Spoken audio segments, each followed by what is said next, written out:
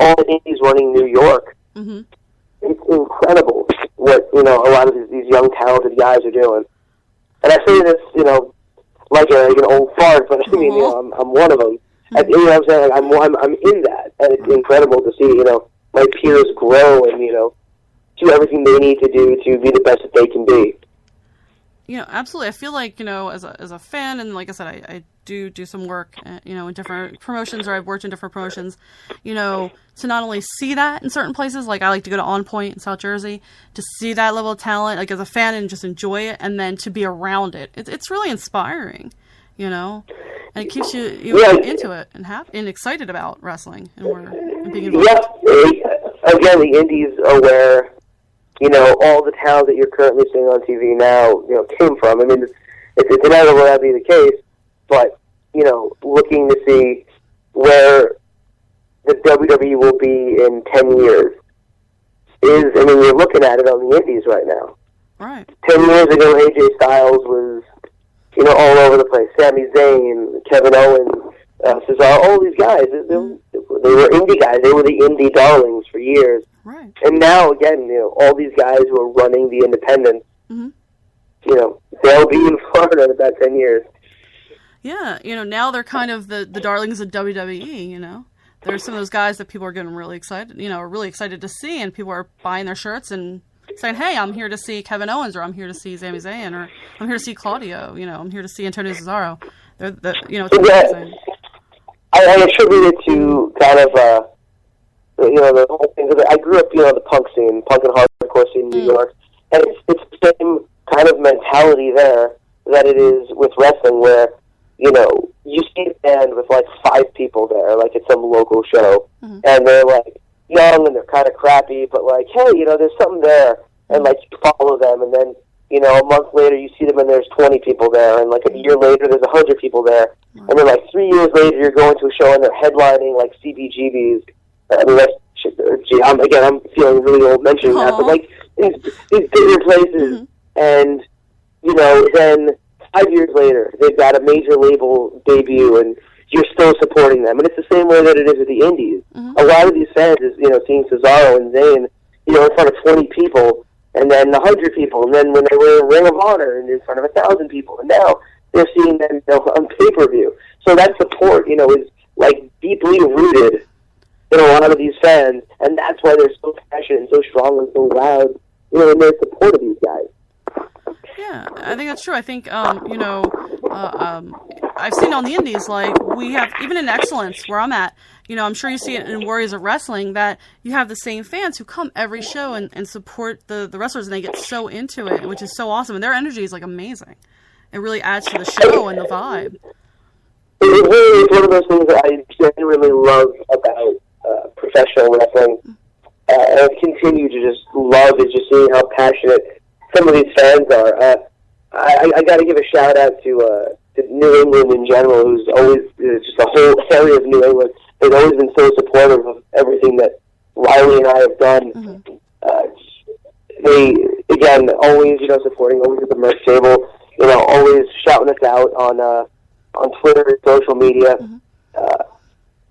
And again, it's what do we give in return? We perform for them. I mean, is that really? If you sit back and you're like, am I actually really giving these people, bang for their buck, and they, keep that support going. So, again, it's nothing like fans who absolutely love wrestling and continue to support it and are passionate about it. And I can't speak highly enough on that kind of thing. Yeah, I think that's true. I think that's a really good point. Like, sometimes, like, it just seems like, these fans, like, deserve the absolute everything you can give them. The blood, the sweat, the tears, the broken bones, the injuries and all. It seems like, I think... Hopefully not broken bones. Hopefully not. No. Hopefully not. No jinxing of you. No jinxing you. Or me, actually. I don't think I need to be jinxed again. No. But it seems like, in the end, all of that stuff, and even the frustrating times or the hard times or whatever, seems like worth it in the end. You know what I mean? To know that, they were entertained and they had a good time, and you know what I mean? Like, it seems like it balances out somehow. I don't know if it really does, but... No, again, like I said, wrestling fans remind me a lot of, like, punk rock fans, where, they'll follow a wrestler, they'll follow a company, and, big fans will follow a band and just kind of give all of their support and all that they can do, and they're just loud and passionate and really pushing for everything that they can do, as a fan. It's that support that, gets guys like Sami Zayn and Cesaro contract, because those fans just are loud and strong and, in large numbers. Yeah, absolutely. I mean, and it's cool to see, It's cool to watch that, I think, just in general, and see how people do things. And, it just takes that one... I think, it just takes that one match sometimes to get to the next level, and people are like, whoa, hey. You know what I mean? To get their attention, and the fans, kind of get the fans more support, and kind of get that notoriety. Absolutely. Riley talks about his opportunity that he got in Full Impact Pro in Florida, being the match that kind of broke him to, a larger audience, for him to kind of have that breakout year like he did last year. So, I mean, it is, like you said, it's that one match. It's that one appearance. It's that one, thing that goes trending on social media, one video that goes viral. And boom, and then you're, on a different level than everybody else. Yeah, and what I find interesting, too, in my own experience as, a fan, watching people, I'll talk to my friend Dan, and he'll be like, oh, this person is awesome, or, he might mention somebody to me, or we'll talk about something, and he'll turn me on to that person, and I'll start looking them up and be like, oh my god, Sonny Kiss is one example. He was the one who introduced me to him, and I was like, whoa, look at this guy and what he can do. It just blew me away, how talented he is. He made me a fan. Sonny is most definitely one of those guys coming out of the Northeast that's, the sky's the limit for him. I've wrestled Sonny on a number of occasions, and,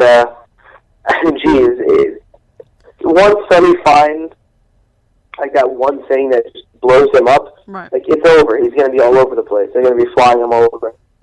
Yeah, I thought it was interesting. I really, watching him, I was just, like I said, blown away. He reminds me of so many different people who are really great and talented and athletic, but he has his own spin on it.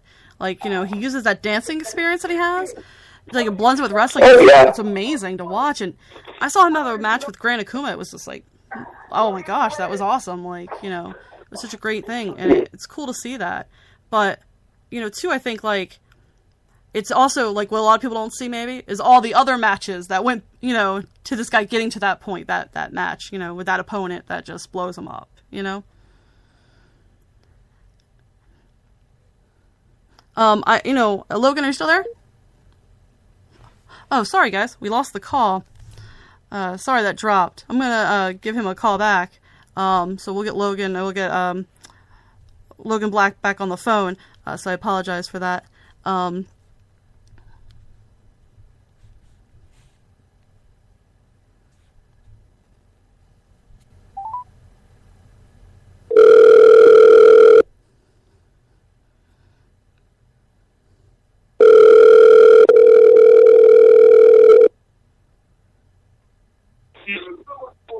Hello? Hey, sorry, the call dropped.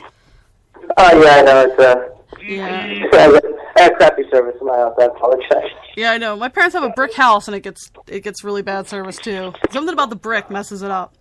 But I do want to change gears a little bit, and I want to talk about Warriors of Wrestling, which is which is your home promotion. So how long have you been involved with Warriors of Wrestling? I've been involved since day one. Legitimately, the first idea of what we were going to do for Warriors of Wrestling, which, again, to go back and bury Johnny Rod, it was just pretty much a bunch of us who were kind of just bitter and kind of fed up with how Johnny went about doing business. And we're like, you know what, we're gonna run a show, and we're gonna show that we, everything that we say is correct. And here we are. We just had the 8-year anniversary of Warriors of Wrestling, and there seems to be no sign of stopping at all. The company is grown and grown. We have a wrestling school now that produced Rude Boy Riley, produced the Unpredictable Jay George, the Perfect Strangers. These are all guys who are just coming out of the company now, out of our school, that are highly talented. That if anybody listening in wants to check out the matches, check them out on YouTube, WOWTV Live. These guys have matches up, and you can see the talent coming out of this company is there. Just again, as we've been talking, it's a matter of exposure.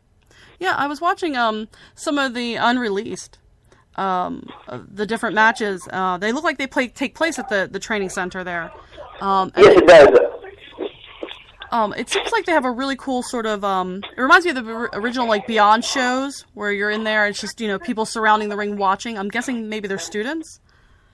Yeah, I mean, well, okay, so the idea of the unreleased shows is very similar, like you said, to, the original concept of Beyond is, people going out there and trying to have the best match possible and get exposure. Mm-hmm. A lot of those people you see are students, but a lot of them are, just other wrestlers from different areas. I mean, there are matches from guys, Anthony Gango and Mark Quinn, Smiley, the New York Wrecking Crew, actually, I'm sorry, because I know you're from Excellence Pro Wrestling, Too Many Cooks.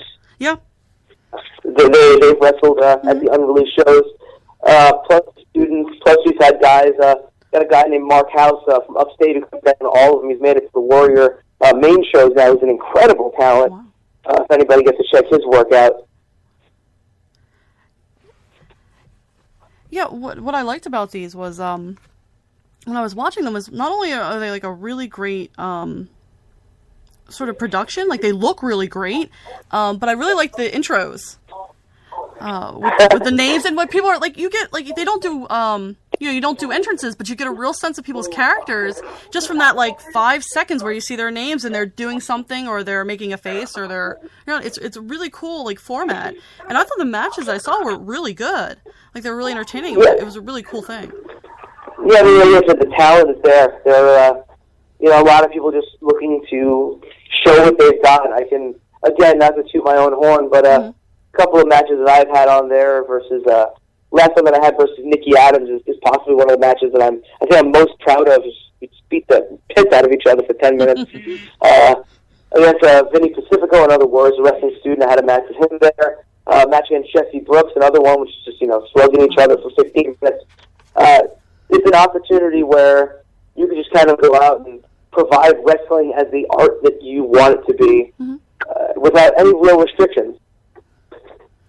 That's kind of amazing. It's a great opportunity for people too, to really kind of find who they are instead of being kind of restricted into a certain role or character, or you know what I mean?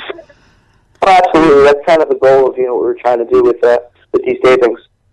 I mean, do you find like your students? Do you find that like as you're training with them that you sort of kind of start to see, what kind of persona or what kind of like talent they have, or what avenue would be good for them maybe to pursue or kind of build themselves on?